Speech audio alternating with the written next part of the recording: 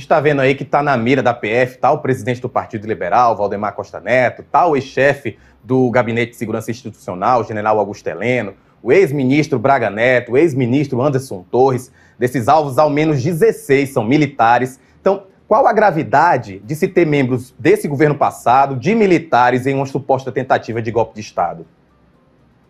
Eu acho que para um país que passou por 21 anos de ditadura militar, e no qual nós acreditávamos que a democracia finalmente tinha chegado no Brasil para não ter mais nenhum ponto de retorno, é extremamente grave, mais uma vez, nós identificarmos, é importante dizer, não as Forças Armadas como instituição, mas vários militares, e sobretudo de alta patente, como generais ou almirantes, ou ex-militares aposentados, que é o caso do general Augusto Heleno, estarem envolvidos com tentativas fortemente robustas em termos das provas que já se tem há bastante tempo, de uma tentativa de golpe de Estado. O exército brasileiro não é, como falava o ex-presidente Bolsonaro, o meu exército. Ele não é um exército de um presidente ou de um governo. Ele é uma instituição do Estado brasileiro que tem funções constitucionalmente definidas. Mas o exército no Brasil e as Forças Armadas de maneira mais ampla sempre buscaram se colocar, se não como um quarto poder, como um poder moderador. Essa visão tinha recuado ao longo do tempo, mas com o governo Bolsonaro, aqueles militares e integrantes das Forças Armadas que julgam seu papel arbitrar crises, conflitos ou qualquer tipo de problema que exista na democracia, voltaram a ganhar espaço. E, sobretudo, militares e integrantes das Forças Armadas que têm uma compreensão profundamente antiquada de que o mundo se divide ainda nos parâmetros da Guerra Fria e que, portanto, o Brasil estaria sendo ameaçado pelo comunismo, pelo marxismo cultural ou qualquer dessas extravagâncias que a gente nos acostumamos a ouvir entre 2019 e 2022. Então, resumindo, é muito ruim para a imagem das Forças Armadas brasileiras que alguns dos seus profissionais de alta patente estejam fortemente identificados com o governo Bolsonaro e mais do que isso, implicados de maneira muito significativa em atos simbólicos que representaram o esforço do ex-presidente Bolsonaro de atentar contra a democracia. Dou um exemplo.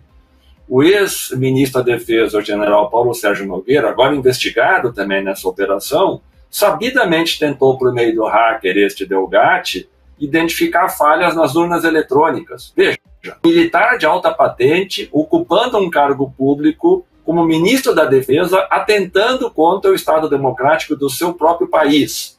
Ou seja, isso é inaceitável em qualquer democracia séria.